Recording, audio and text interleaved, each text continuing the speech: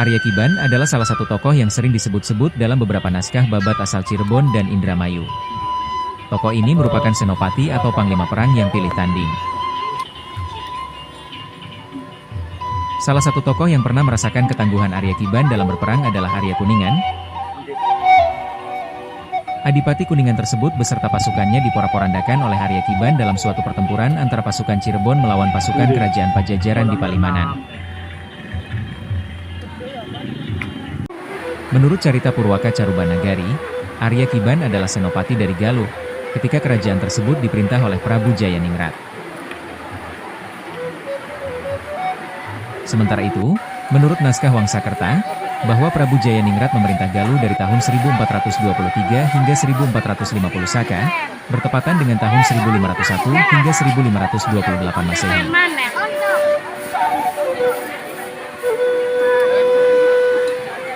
Menurut Babat Dermayu, Arya Kiban adalah pati dari kerajaan Raja Galuh ketika kerajaan tersebut diperintah oleh Prabu Cakraningrat. Bahkan menurut naskah ini, Arya Wiralodra dilantik menjadi penguasa Darmaayu, Indramayu, dengan gelar Prabu Indrawijaya atas mandat Prabu Cakraningrat dari Raja Galuh. Kemiripan nama penguasa Galuh dan Raja Galuh bahkan kemiripan nama patih dan senopatinya membuat banyak orang menyangka jika antara Galuh dan Raja Galuh adalah dua kerajaan bawahan Pajajaran yang sama. Hal ini sebetulnya dibantah oleh naskah Carita Parahyangan, sebab dalam naskah yang ditulis ketika kerajaan Pajajaran masih berdiri itu, menyebutkan jika wilayah kerajaan Pajajaran, diantaranya Medan Hujung Cariang, Winduraja, Galuh, Degeromas, Jampang, Tanjung, Tasik, Sumedang, Majaya, Raja Galuh dan Kalapa. Agaknya, kabar dari Purwaka Carubanagari lebih dapat dipercaya. Arya Kiban adalah senopati dari Galuh yang diperbantukan untuk membantu Raja Galuh dalam pertempuran melawan Cirebon. Sehingga karena diperbantukan di Raja Galuh, Arya Kiban atau Dalang Kiban dalam catatan yang lain disebut sebagai patih dari kerajaan Raja Galuh.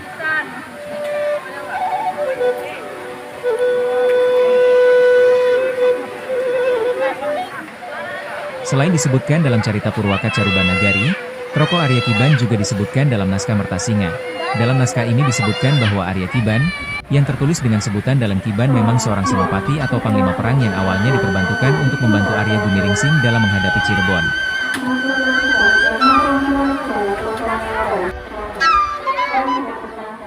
Pajajaran di zaman Prabu Siliwangi dan Prabu Surawisesa memerintah, memang menyerahkan mandat wilayah timur kerajaan Pajajaran pada Galuh, sementara bagian pesisir utara yang meliputi sebagian wilayah Cirebon dan sebagian Indramayu dikelola oleh Raja Galuh.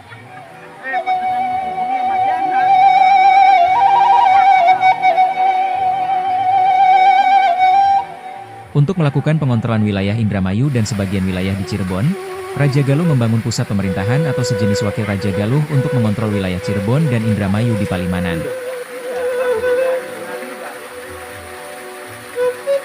Adapun yang berkuasa di Palimanan, 1528, kala itu adalah Arya Gumiringsing.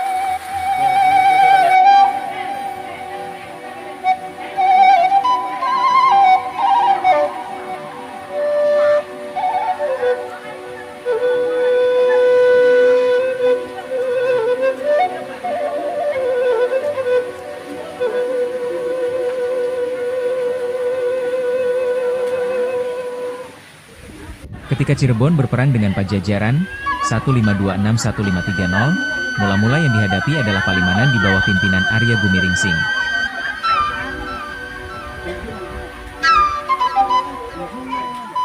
Orang-orang Cirebon yang dipimpin Arya Kuningan bertempur di Palimanan. Namun karena Palimanan mendapatkan bantuan dari Galuh dan juga Raja Galuh yang pasukan tempurnya dikepalai oleh Arya Kiban, pasukan Cirebon dapat dikalahkan.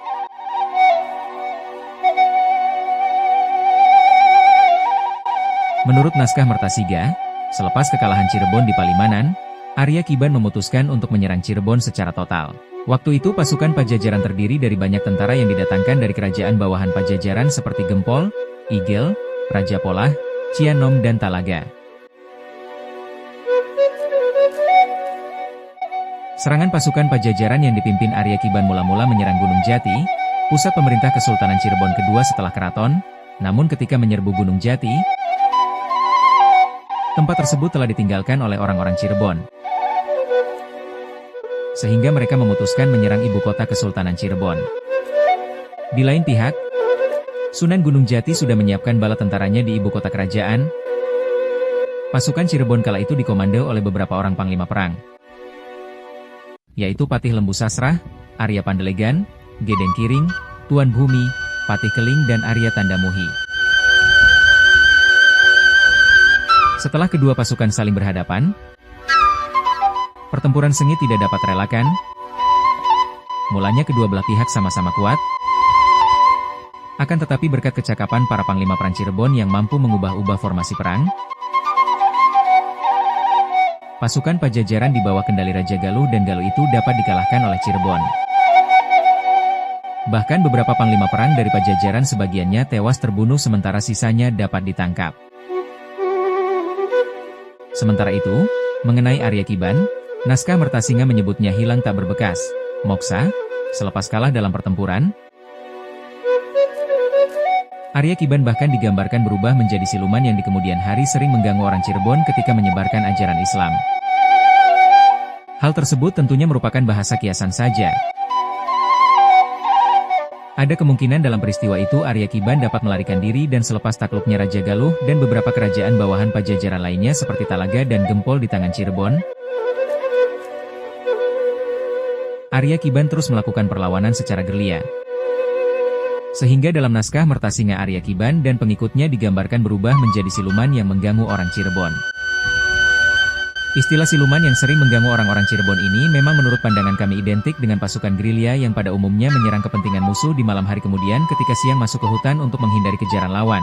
Percis sebagaimana tingkah laku siluman.